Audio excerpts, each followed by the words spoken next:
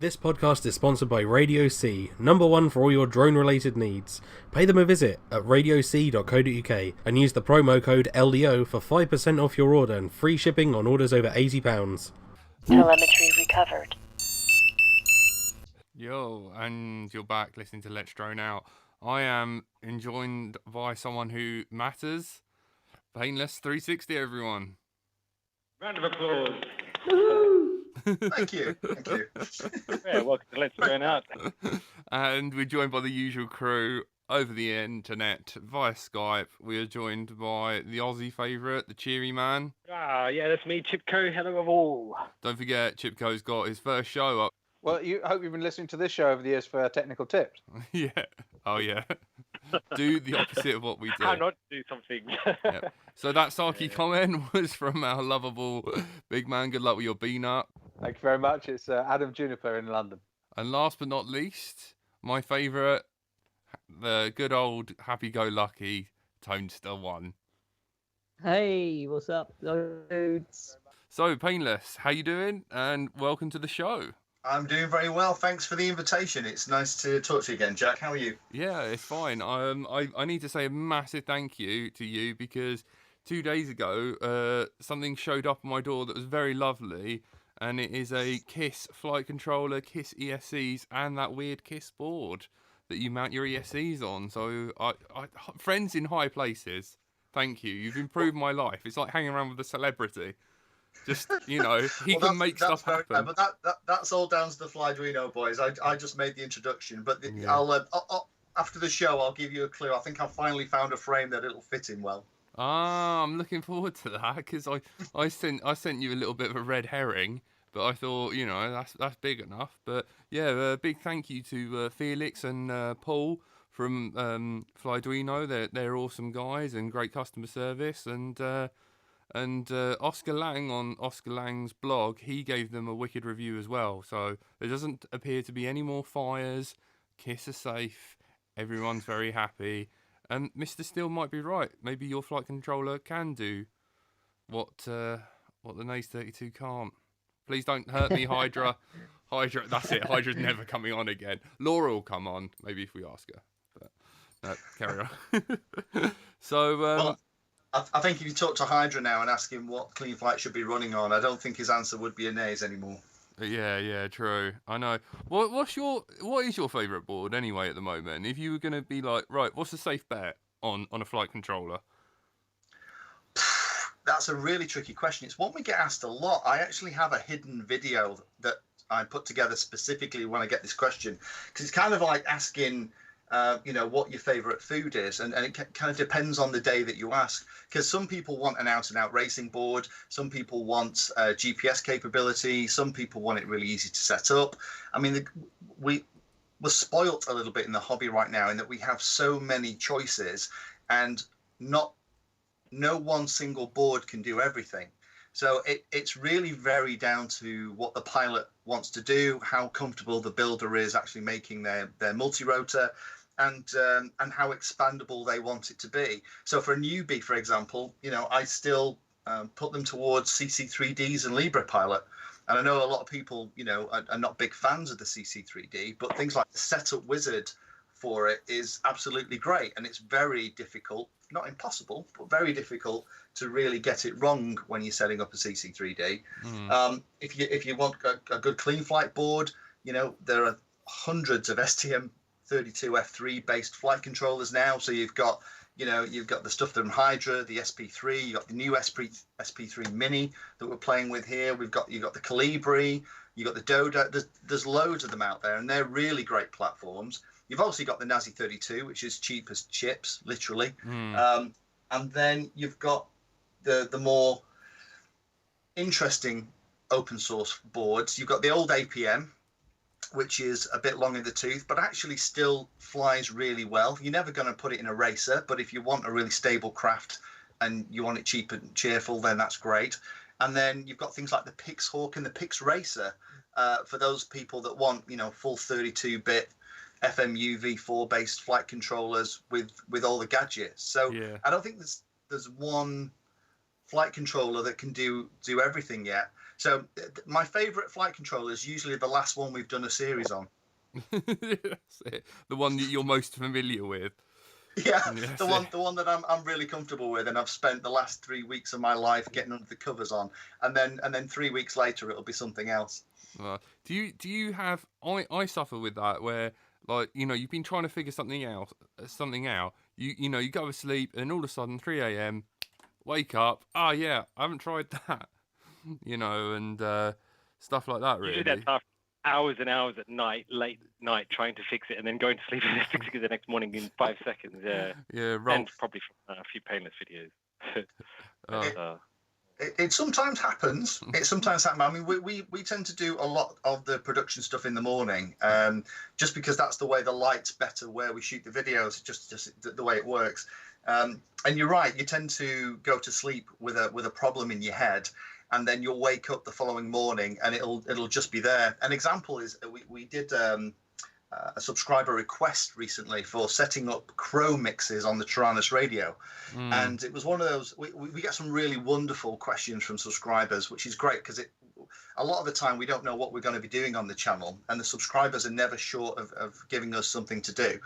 And somebody said, oh, how do you do a crow mix? So I sat with the radio and I goofed around with it, and we got a video together and we put it up, and lots of people said, that's great.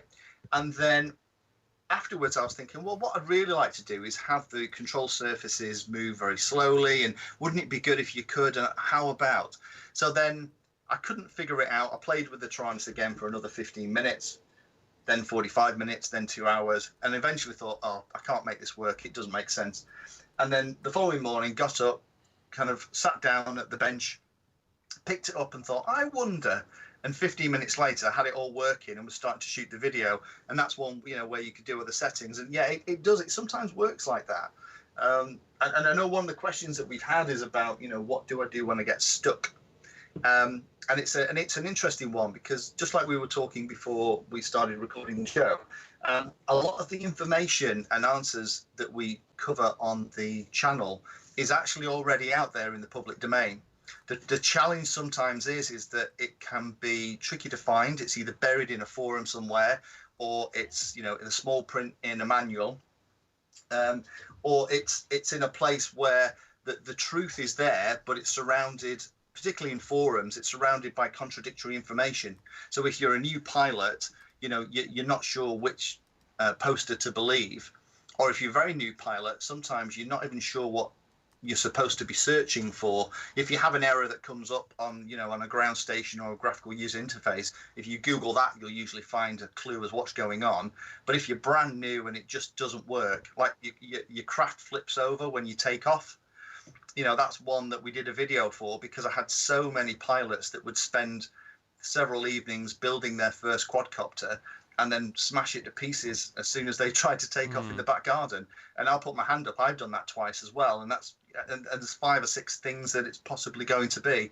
But that I think is quite tricky for people when they're trying to find things out. And for me, if I'm stuck, then it's usually me and the Google search engine will probably spend a good 45 minutes or an hour researching. And if I get really stuck, then I'll usually send a very polite, nice worded email to the manufacturer. And 9 times out of 10, those guys are great. They'll come back to you and kind of explain and try and help and sort it out. I think that's probably more of an issue when it gets to open source things. I mean, I recently built an APM board, a little flying machine, mostly thanks to your help and your series, because it was very helpful. But it was the GPS, as in there's so many different variants of a GPS, and trying to find the information that's specific for the one I had. Whereas, and I think that's the key, isn't it? Trying to find the right information for the right thing you have at the right time at the right place. But that's where I suppose your videos have helped massively to the whole community. So, yeah. Well, thank you for that, because we did start out just trying to make it easier. I mean, as it's worked out, the names kind of become to stand for something. I mean, if I was starting out now, I would probably call the channel something more useful, like Easy RC or something. That's probably already out there, but something that if you found it on YouTube, you'll know what it's all about. but when we first started out, it was to actually help those people on RC groups and those forums and places like Heli Guy and those guys. I used to be very active on those forums as well, and there used to be a lot of the same questions that came up frequently, and it was usually from the pilots, then the builders who were doing their first builds, and there were several gotchas that we'd all fall into, and I did the same thing. When I started out, there was a great guy called Finless Bob who did video series, not on YouTube. I think they were available through RC groups. And I built my first couple of T-Rex 450 helicopters, sat with his video playing on my PC on my desk. And in front of me was, 1,000 different bits of helicopter. And I'd watch the video and I'd pause it and then I'd do that bit and then play the video. And I really learnt a lot from that. So what I wanted to do was, for those people that I kept bumping into the forums, after the 6th or 7th time answering the same question, I thought, well, this is obviously something that people don't understand. I'll make a quick little video. So the next time I find this question, rather than me try and find the last time I answered it and find all the text, I'll just direct them to the video, because a lot of people, me included, I learn better from watching somebody do it than reading the manual. No way. Good old Painless 360, monkey see, monkey do. Yeah, well, how the tides have changed. It's so true. It's such a good medium for learning the basics. Yeah. And the other thing that you were saying about forums being such a minefield of conflicting, fighting information and quite off-putting to someone getting started is completely true as well. It's great to have a face that you can connect with and watch and pause, crucially. Well, it's nice now because I actually have people who, when they finished and they successfully got it flying, will send me photos of them building their quadcopter. And it's really funny because they're sat there with their laptop open at one side of the desk with my video running, and they've got like the Minimo SD or whatever it is they're configuring in front of them at the same time watching the video. And it takes me immediately back to 2000, 2007, 2008 when I was doing it. And it's very odd to be the one on the screen rather than the one, with the screwdriver and the thread lock trying to figure out how this helicopter head went together. Weird, because I did my first big build, and hello to Fab, who sold me the bits, was a Tarot Hex from Kit. Really quite ambitious because I wanted to do videography, not racing, and no one told me about thread lock. So it flew fine. It was perfect. First time, flew wonderfully for a bit until eventually it threw a bit off and then crashed. Oh, no. Yeah, these multi-rotors don't glide for toffee, do they? No, that's it. No glide. Not at all. scope. There's one question that a lot of new flyers don't actually seem to ask, and that's how do I fly? And yet I was pleasantly surprised when I came across the system you used, I believe, playing this when you first started flying helicopters, which I think is lost at the moment. People think that these things, they have stabilization, they're easy to fly, you learn forwards, backwards, but actually there's probably more to actually flying a multi-rotor. And the system you used, do you want to just talk about that one? Because I think that's relevant to a lot of flyers out there that are just starting out. The RAP system, is it? Well, it's based, the program that I've used is based on RADS with 2 Ds. Anyone out there that hasn't seen RADS, and again, it's a bit of a lost art. If you Google RADS School of Rotary Flight, you'll find it. And when I first started flying fixed pitch helicopters, it was a little Walkera honeybee or something like that. I'm showing my age now, but when I was trying to fly it without stabilization or anything, it was really, really hard work. And somebody, again, in the forum said, follow RAD School of Rotary Flight. And it was fantastic. I took chunks out of most of the cabinets in the kitchen because it was the only tiled floor in the house as I was scooting it around. And, I eventually got to the point where I could hover it. And it probably took me a couple of months to get to the point where I could hover it without thinking, unconsciously. But there is a little bit of a danger, I think, these days where, because of all of the help that you get with the multi-rotors, with the self-level, the return to home, the other bits and pieces, that some pilots aren't learning to fly the craft properly, and are relying on all these aids. And the problem is if one of these aids, and we all know, this isn't military grade tech we're using here. This is, this is open source hobby grade stuff. If one of those little things goes wrong, they're snookered. So, being able to hover in all orientations, being able to figure out which way the quad's pointing when you're flying is kind of really important. And I was actually helping a guy over in Greece who was building his own quadcopter. He was building a hexcopter with a camera underneath, and what he wanted to do was have a little business overflying the hotels out there for their promotional videos. So he was building one, and it was doing it with an APM, and he was trying to figure out with his Taranas how he did the mixing for the gimbal, and a fantastic couple of calls that we had with him. But his friend went out and bought a DJI thing with all of the help, and within a couple of hours was out flying it over the top of hotels doing video, which is great and a real testament to how easy DJI have made it until something goes wrong. And then I think, then if you've got to fly it back manually without all the help, then, you've got a whirling blades of death, falling out of the sky and potentially going to hurt people, pets, or property. And I think that's sometimes, that is one thing that sometimes gets me a little bit worried, is that those people that build the drones and go through the kind of rad school of rotary flight, I think are better pilots, and they can also handle when something goes wrong on the model and get it down safely without hurting anybody. You've made me feel guilty. I have to go and do my homework. I've been doing my peanut. I was going to say, you mentioned the Phantom making people, feeling too safe. I was just watching the Phantom 4 release and talking about how safe it's going to be because it can see, even on its return journey, not to hit an object. But it can only see forwards, and drones can fly in any direction, right? Oh, man. It can, and that assumes the cable hasn't fallen out the back of the camera. Yeah. Oh man. Well, it's built in though that those two cameras, aren't they? So the camera's attached. Yeah. Yeah. But, it still breaks off pretty easy. It probably is. I mean, I mean, correct me if I'm wrong, guys, but I've had instances where, back in the multi-wee days, where I've taken off and it's appeared fine, and then halfway through the flight, it suddenly developed a really bad list in one direction, and I've had to combat that to level it out and try and bring it back so that I could land it safely. And it might be, I don't know, that a prop was slipping, or an ESC started to misbehave, or one of the bearings is going, or it might just be the multi-wee was having a bad day. It's only the fact, or I've done something wrong. But it's only the fact that Jack, express some disbelief. No, yeah, I am. That's my silence. Exactly. He could not possibly have done something wrong. It's painless. But yeah, gadgets, anything electronic can't be trusted. And if things are too easy to trust, people will be more inclined to make mistakes because they won't know what to do when things go wrong.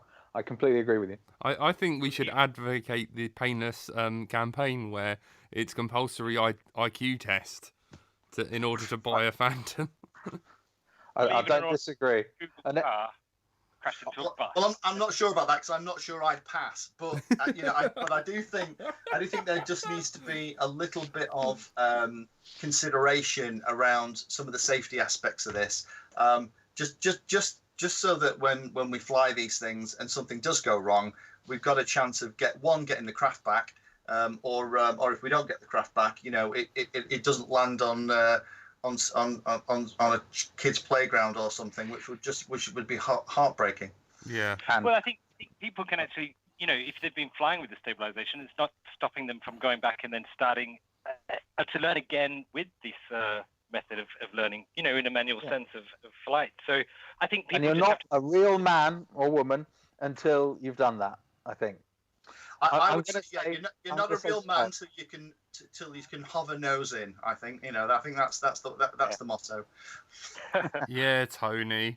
Yeah, I was just going to say that's me out then. LOS, Tony. I can't wait to start that series. You're like, you're not making me look a fool. It's like, mate, you need to do this, and your sheer anger and aversion towards me and flying line of sight will be comedic, and might encourage other people. Yeah. Oh, mate, I'm You- just going you're- to make a fool of myself. You're gonna punch me in the face. I can just. Are you going to actually do fighting? Because I'll stay and listen to that. Yeah. Don't worry. me and Tony fight often. We All got right, I'm going to enjoy listening to the rest of this later. No But worries. bye for now. Wish me All luck. right. good luck, Bye. man. Goodbye. Cheers. Good luck. And now off to stare at aeronautical charts. Yay. No.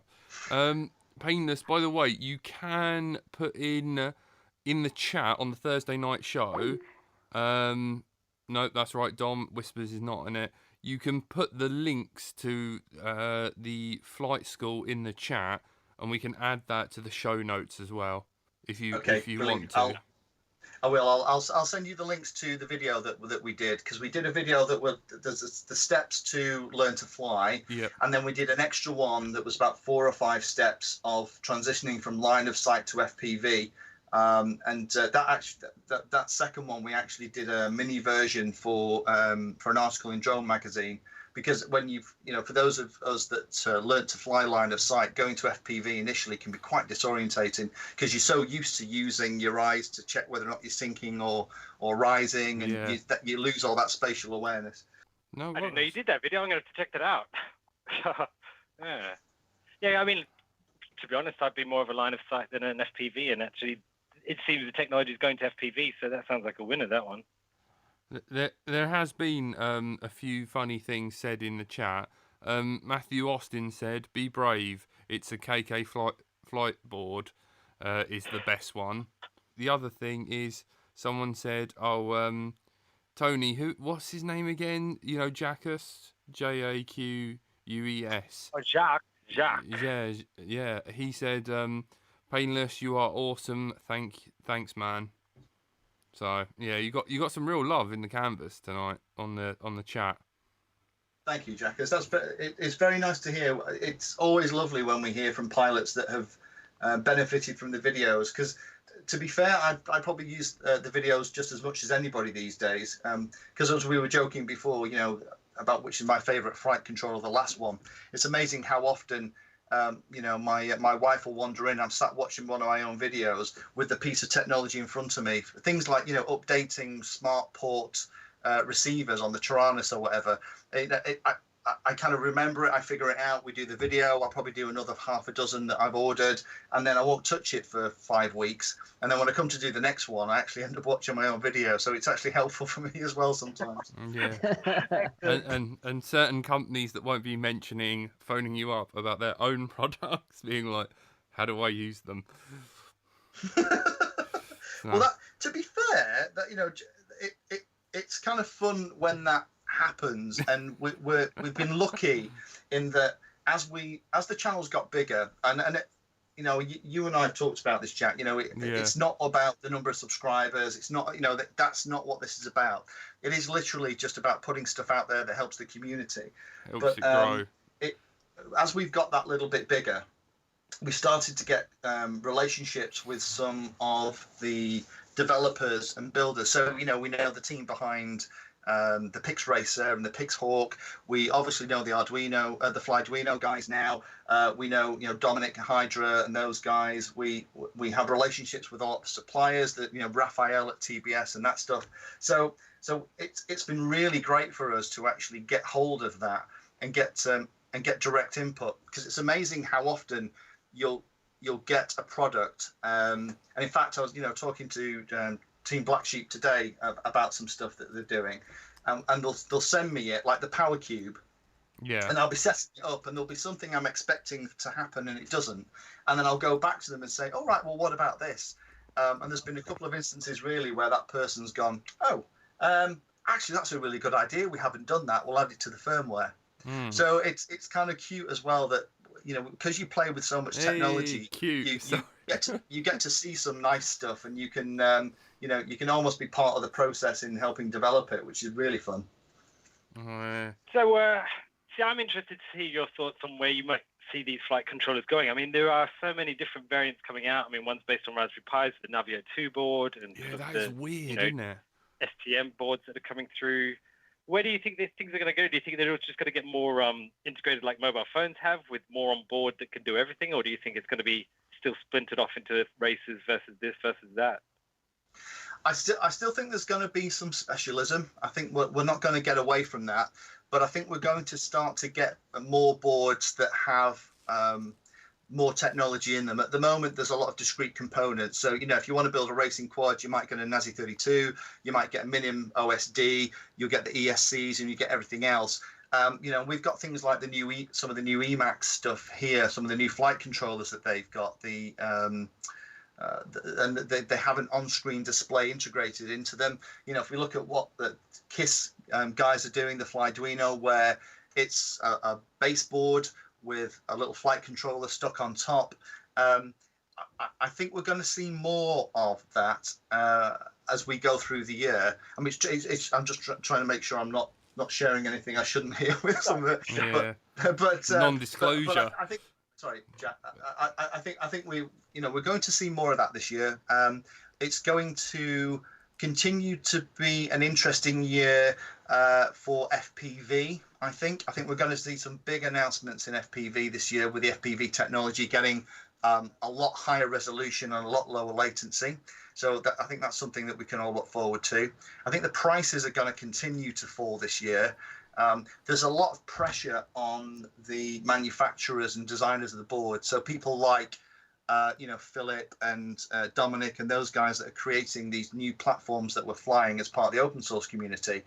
When the Pix Racer was first brought out, it took a matter of weeks for the Chinese guys to copy that and start getting ready to offer clone versions. So the technology is getting an awful lot cheaper. So this year, I think we're going to see, personally, from what I'm seeing with what people are asking for on the channel, it's about getting cheaper, better, easier FPV, and it's about getting more holistic systems that come all together. So rather than you have to try and find the ESCs that work well, that flight controller, and figure out all the different settings for whether it's Simon K or BL Heli or One Shot 125 or some of the cool stuff that KISS is doing. Yeah. You buy it as a package, and then all you're really doing is plugging in your motors and snapping it onto a frame. Mm-hmm. I suppose the other aspect of it is the software, isn't it, really? I mean, it became evident to me when I was going through this APM. It's an old 8-bit board, really, but the software's sort of matured with it. And I suppose the software on some of the other boards like the STM chipsets and things, there's not been the same investment in some of the things the APM can do because people haven't requested it. But the software as well is still going through its maturity where in the open source world. Whereas you've got the proprietary things like your DJIs and things, but I think the software probably itself can also do with a lot of investment. It's an interesting example that you bring up because 3DR were actually supporting the development of the APM software. So Mission Planner and Ardu Plane. So they were actually paying, I think there was about 10 developers being paid for by 3DR that were working just on the firmware and the software graphical user interface. Now 3DR actually recently pulled that support, so they've dropped dramatically. I think there's only 2 or 3 developers left on that. But that's one of the reasons why that solution was so fantastic and why they could get so much out of a really old-fashioned and we still can, by the way, out of an 8-bit board with limited memory and quite mature sensors.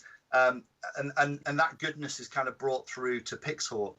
So, the difference there is the difference between somebody like 3DR pumping money into a development team that's 100% dedicated to working on that, and that's their job, to something like the clean flights, the base flights, and that stuff that an awful lot of us are flying now, where it's an open source project and it's only getting worked on by the people who have the time, the expertise, and also those, the guys that are interested in it.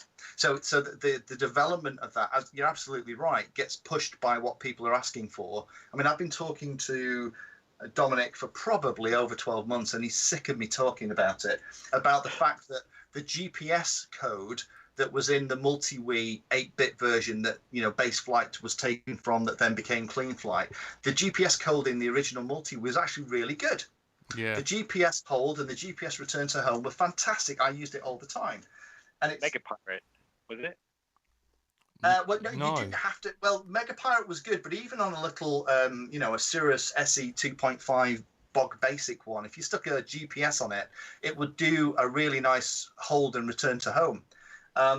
and we lost that when we went to base flight and clean flight. And I'm always berating Dominic about the fact it's not there. Now, hopefully, iNav, the fork of clean flight where they're redeveloping all that GPS code, is going to fix that. But again, the reason that hasn't been sorted out until now is that's not really been the focus for those guys. They're more interested in getting a super duper high performance racing platform where GPS is kind of a nice to have. So it's been definitely towards the bottom of the list.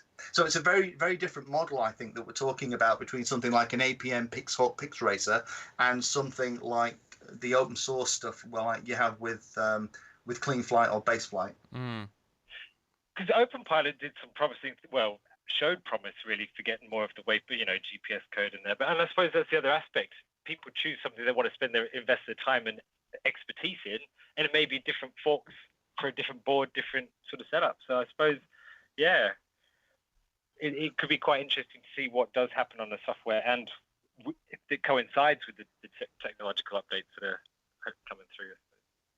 It is complicated with the software right now because we have got a situation. Well, Clean Flight is fantastically successful. An awful lot of the pilots are flying it now for those boards like the Nazi 32, the STM 32 or 3 base boards. And it's fantastic for racing. We've got Boris B. With his high performance code doing all that stuff in beta flight. We've got the team doing iNav, which is a fork that's looking at all the GPS code. And the plan, from what I understand it is once that code is finished and tested, it'll eventually be rolled back into Clean Flight.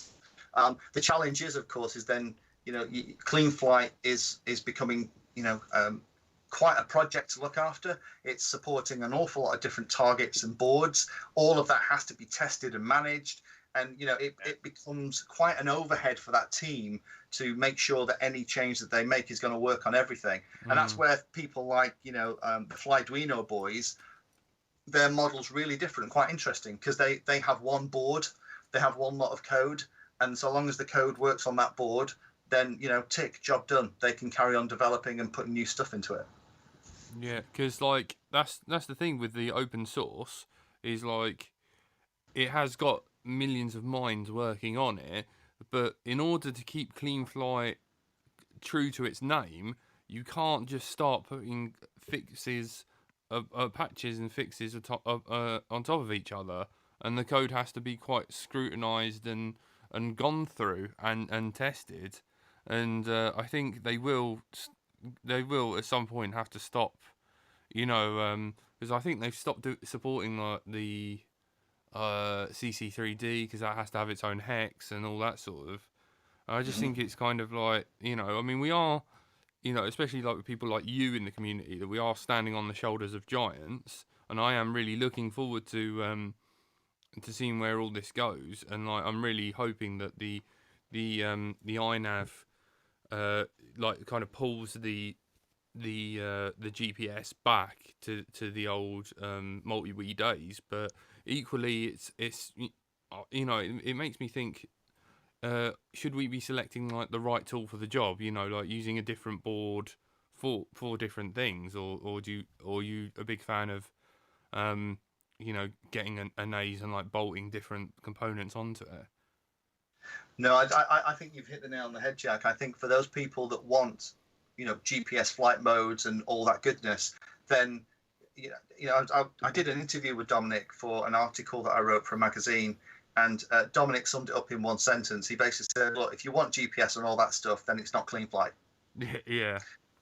Yeah. So he's really clear about that, about what Clean Flight's about, and that really helps us as builders say, okay, great. So although we can add those things on, and iNav is coming, and in the future it might be, if I'm going to strap, a 500 quid Sony camera under a hexcopter, am I going to run that on a Nazi 32? Probably not.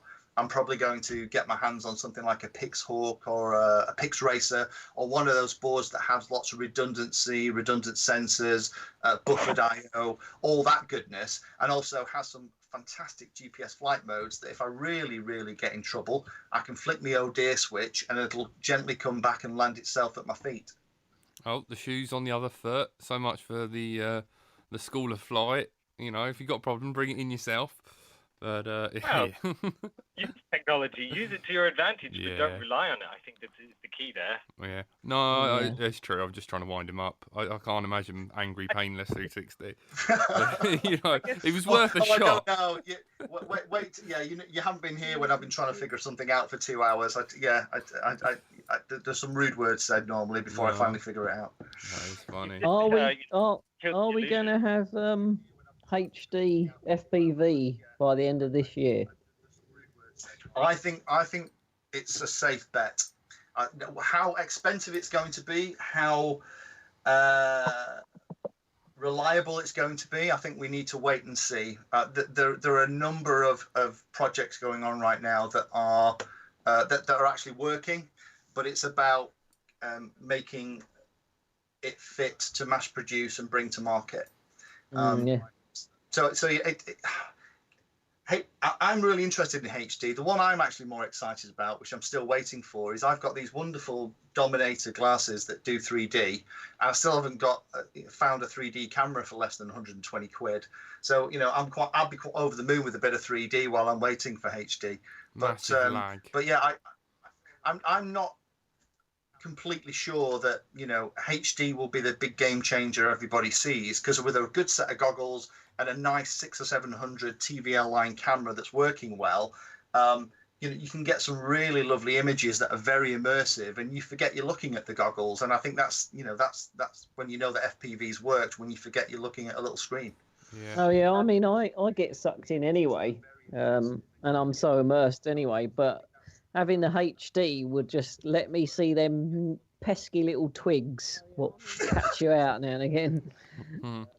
I mean, you just need to go at them faster. Just break through. It'll be Yeah. fine. So look, It's only a mate, matter of time, isn't it? some Really? sharpened. I mean, it's just Sorry, Joe. Carry on. our phones. Well, I think HD and many other, the associated things will happen. It's just as things get smaller, get more accessible, get cheaper to develop and cheaper to produce, that we will get these things, and 3D. But I suppose it's just how soon do we have to wait? And I think with the rise of the popularity of these flying machines, I think there's more money to do that. So it's just how patient can you be? I don't think we're going to have to wait too long before we're going to start seeing the first demos of the HD technology. And then I think, as we talked about before, as soon as it's in production and the cloners get their hands on it, then, we'll have different versions available that are a lot less expensive. And that's a bit of a double-edged sword, really, because one, it means that, we don't have to spend £800 on a set of HD goggles. But on the other side, it means that the people who are putting the effort in to develop this stuff aren't making the money they need to continue to develop and innovate. Yeah. Andy's put up an interesting thing. I was just about to say this.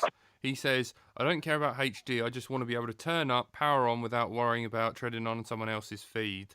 And that's kind of what I want. I kind of want, Right. a signal that they're all plug and play, all connects together. I think Painless might get what I'm trying to say.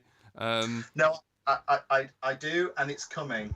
I actually saw it today. Not really. Whoa, In your really? hands? Was it in your hands? Yeah, I can't say any more about, but the technology where you power up and the system finds a free frequency and then auto configures the video transmitter is coming. Wow, Oh, that's going to man, be game that's it. changer, that one. That's it. That's all I need. I need that Tony-proof equipment. Job done. That's it. I can retire. Is there any Tony proof equipment? I don't think so. Speaking of which, man, Dan has taken your quad and he's done all the old wiring from the fire that you had inside your quad and everything. He's put shielding. He's got rid of a load of stuff. Giant. What do you think, Painless? What are you thinking about all this? Adding giant caps to say your battery input, your XT60 or anything, to stop the backfeeding of voltage, with all these high switching FETs and that. To be fair, it's not something that I tend to have a problem with. But then I don't run really hot rigs. You know, we tend to run the majority of kind of 3S in here. You know, I'm getting old now, so things that happen at 3S are quite fast enough for my brain to keep up with. If I slap 4S on there and drop the prop size, I think my brain would go into hyperspace. But you know, for me, you know, my background is actually as an electronics engineer. That's how I originally started. I think there's an awful lot of worry about some of this stuff, and a lot of the modern electronics are actually pretty good. I think you just have to use a bit of common sense and make sure that your connections are good. And you know, a lot of people get really hung up about things like you know, earth loops and stuff on the craft. And in reality, there isn't really enough current in a lot of the signal lines to do any real damage. So yeah, it's not something we come across as a problem here, and it's also tends to be not something that we get asked about subscribers for. Now that might be that the subscribers who are on the channel and the people that are asking the questions are you know, at the beginning of their journey building multi-rotors. Maybe, you know, the guys and girls that are flying the really hot rigs, you know, where there are all these, you know, problems and considerations, you know, on the channel, but I'm not seeing it.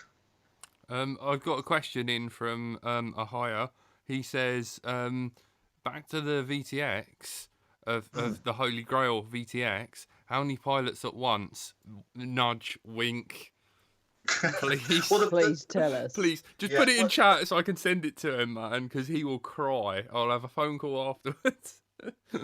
Well, the problem is that we're limited by the amount of frequencies that we actually have available on the 5.8 band. Yeah.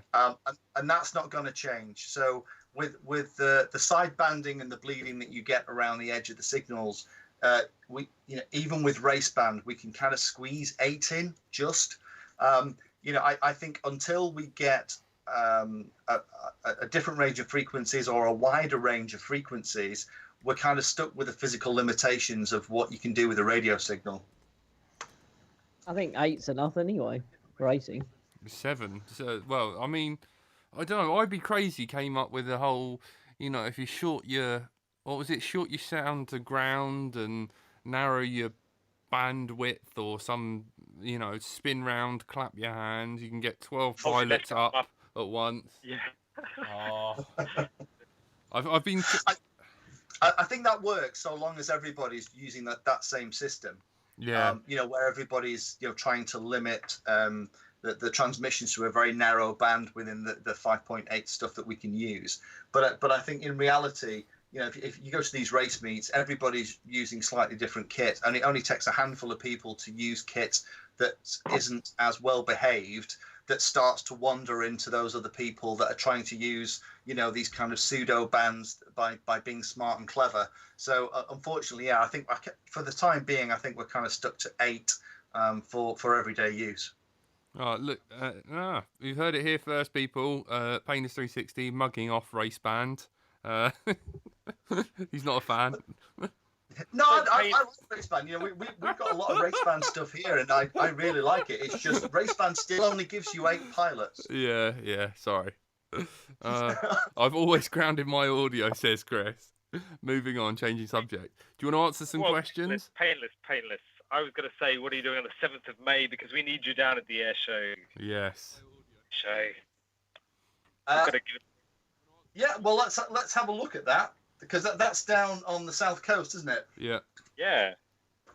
Fantastic. We'll definitely have to have a look at that, because I'd like to come along. That sounds like a fun day. We really want you to talk and have your own. You're an excellent talker, very informative. So much so that you just want me to come along and fix all your stuff, don't you? No, that's what you really want. No, I'm out of a job if you do that. Talk on how people should fly, and it'd be amazing to just have you there. Whatever you could do, it'd be amazing if you came up. But there's so many options that you could probably even educate or do, you know, really serve the community even further, and yourselves of advertising yourself. We'll put a sign above you saying Painless 360, and everyone there will be fucking around you. Yes. He said flocking. Yeah, he did. Flocking. Flocking. Yeah, don't make him talk about clock speed again. I mean clock speed. Reducing. I tell you what, Jack, you've done really well. We've got through the best part of an hour there without you bringing up penises. That was Yeah. really impressive. Oh well. Nearly though. Yeah. Oh well. Yeah. Sorry. He's obviously a regular Let's Drone Out listener, but he's got the idea. Yeah, little bees are really noisy. Fix my stuff, says Ed. Create a secret society members on how to fix the quad. Just do talks about stuff. Leo, good pilot. There you go. Sorry, some stuff out the chat just to keep you guys updated. We are reading it. But yeah, I think Jay's got a point. I think that you help spread awareness and stuff, and like it links into that whole. You wish you kind of chose a different name on the.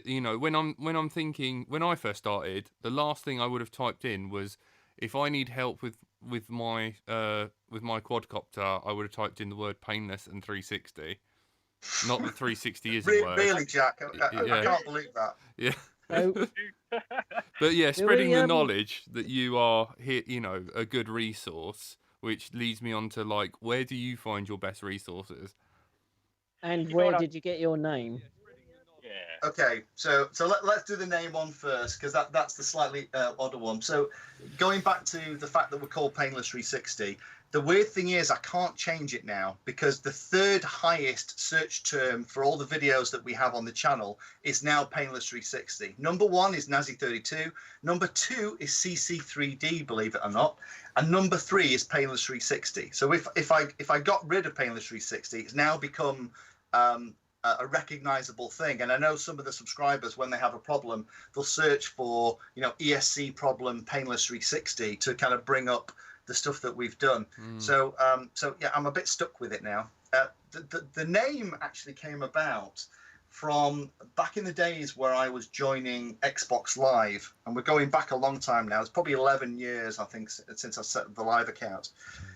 So everyone knows what my Xbox Live ID is now, don't they? Yep, that's And, it. Hundreds They of do now. friends. Yeah, That's it. They do now. That's it. Friend request ahoy. So what I was doing, I was trying to find a really good Xbox Live name that nobody else had. And of course, everything I thought of, somebody in America had already pinched. So, I played a lot of first-person shooters back then. And I was really interested in getting something that was, sounded quite mean, something that Clint Eastwood would be called in a movie, right? So I'm trying all these different names. None of them, everything I type in, Colt or Red Dragon or whatever it is I'm trying to find, everything's gone. So I'm thinking, oh, right, okay. Probably 2 days I've been trying to get a name because I don't want to be called, Hipster 207297 or whatever. That would really suit you. Why not? Why not? That's nothing right. I mean, if you are Hipster 292197, then I apologise. But That's me. that's it. Oh no, he's in the chat. He's very angry. You want there'll be a friend request by the time we finish this. I was looking for kind of Gatling or something like that. I wanted something like that as the handle. And unfortunately, you couldn't have anything like that. Now, there is a very famous Gatling gun in the Predator film that a guy called Jesse Ventura carries with him through the jungle after Arnold Schwarzenegger, and he calls it Painless. Yeah. So I thought, okay, because I couldn't have Gatling, I thought, we'll try Painless. So I put in Painless, and he went, yep, you can have Painless 17. I was, oh, here we are again. So I thought, okay, Painless 24/7. No. Painless 9 to 5. No. Painless Unlimited. No. Painless 360. Yes, you can have that one. So I hit the go button, and that was it. Painless 360. I became online and have been for the last 11 years. So the name, as it turns out, has kind of worked because the whole channel is about making RC technology easier or painless, but it's actually named after the Gatling gun in Predator. Awesome. Just to lower the tone, I will share with everyone my Xbox Live handle, and it is Vicious Spanker. Wouldn't be anything else, Jack. No, it wouldn't be anything else. It wouldn't. So yeah, I'm looking forward to. There is a Painless. There is a guy called Jack FPV, and he used to. We had him on last week, and he used to play Call of Duty. So I'd love to see how well you two would do against each other. Yeah, I might drop him a message with your Xbox Battle off. handle. Yeah, and you know. We've got the new Tom Clancy game coming out. Is it the Syndicate or something? That looks Yeah. quite good. Oh God, Yeah, so that looks right. what's happened to Let's Draw now? So we've completely gone off topic. Yeah. So what was the original question? The one was about the name, and I forgot the other one because we've gone completely No, I've forgotten now. into the weeds. I asked Weird. something. It's We've all forgotten.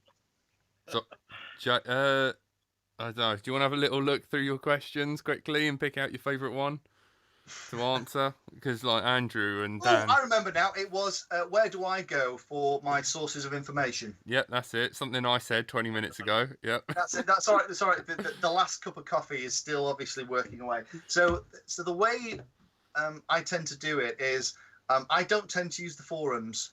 And the reason is that I tend to find them very confusing. Some of the sticky posts are really good, and but the sticky post tends to be written by some of the developers or the guys that have got the product quite early on, and those are great. But then it very quickly, in my experience, kind of devolves into he said, she said, yes, no, I hate you, and then you kind of down in the middle. So I tend to find that the best sources of information, believe it or not, tend to be the manuals. There's an awful lot of information out there that, although the manuals aren't always well written, because open source, the focus is on getting the product out the door before somebody rips it off and copies it. Actually reading through that is kind of really useful. The other thing I find is that because we've been doing this now for so long, you tend to find that most of the technology that you get in now is kind of a variation on a theme. So what you're looking at really is the 15-20% of this new thing that's slightly different from the other 7 things like it you've had a look at, and that's really useful for us because you don't have to start from scratch. But then the challenge for us is trying to relay all of that goodness in a video in a way that isn't condescending or doesn't skip information that people will find critical to help follow what's going on. So it's a bit of a difficult one to answer. That is the answer. Yeah. We tend to spend a lot of time on Google, and we're lucky if we really get stuck, we'll go to the manufacturer. And it's nice now, if I ring a manufacturer up or I email them and say, hi, it's Lee from Painless 360, most of them will kind of go, oh, brilliant, we watch your videos, and we get a great answer. So we've done that for a couple of subscribers where we've had a request come in over a couple of days, and we've had 3 or 4 of the same request, and we're looking at it and we're scratching our heads as well. If we get really stuck, we'll go to the manufacturer, and sometimes that's due to do we call them features or bugs in the hobby? Due to something that isn't quite there with the product. Yeah. And usually I'll find out most of the time when you speak to the manufacturer, they'll say, oh, actually, we know about that. We're kind of, there's a new version of the firmware coming out that'll be out at such and such a date. And then in that case, we just message the people that have asked the question. And as soon as that firmware's out, then we make the video and we cover it. So, for example, one of them is Team Black Sheep, the Power Cube. We did a video today about updating the firmware, and that's because the TBS guys have added an awful lot of code to Clean Flight to make it do some really cool stuff with their on-screen display and their video transmitter. But the thing that wasn't quite working was the LEDs at the back. So they've just done a firmware update that fixes the LED problem I was having. So we've done the video about that. And actually, going back to your question about what we're going to see, so that's quite a cool idea. So the TBS guys have made it so that the LEDs at the back of your craft, the individually addressable ones, the WS, that stuff. Because the Calibri flight controller in the Power Cube knows what video channel you're using to transmit on, it then sets the color of the LEDs at the back to a corresponding color that identifies the channel that you're on. So if you had 3 or 4 Power Cubes in a race and the LEDs at the back, 2 of them had the same color LEDs, those 2 are on the same channel. Yeah. Oh, that's a good idea. Yeah, so wish really it was cool. more time. We need you back, Painless 360. You have been a fantastic host Yeah, today. that's We it. can't cram it all into an hour. No, It could go we on need you forever. back. That's it. Yeah. Open We'd be honoured if you invitation. came back. I would love to. I'd love to. Thank you very much for the opportunity to been come and talk to you awesome. guys, No. and I really enjoy the show. And thanks, Jack, for getting me involved in all this and turning me Pleasure. onto this. It's Absolute honour. it's good fun. And that's it. Thank you. So what we've learned today is if Painless just quickly says the manuals, that's where he finds his information, and then I can play this on 3. 1, 2, 3. It's the manuals. Dramatic effect. Right, thank you. You've been listening to Let's Drone Out. We've run slightly over. I'm really sorry, but we've been joined by the wonderful Painless 360, who is a god of knowledge, and we've all been enlightened. That's it. Enlightened, and thank you so much for coming on.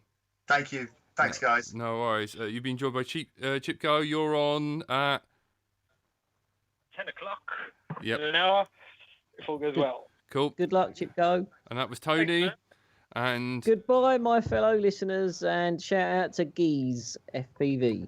yep. Yeah, thanks for tuning in, everyone. Thank you. Telemetry lost.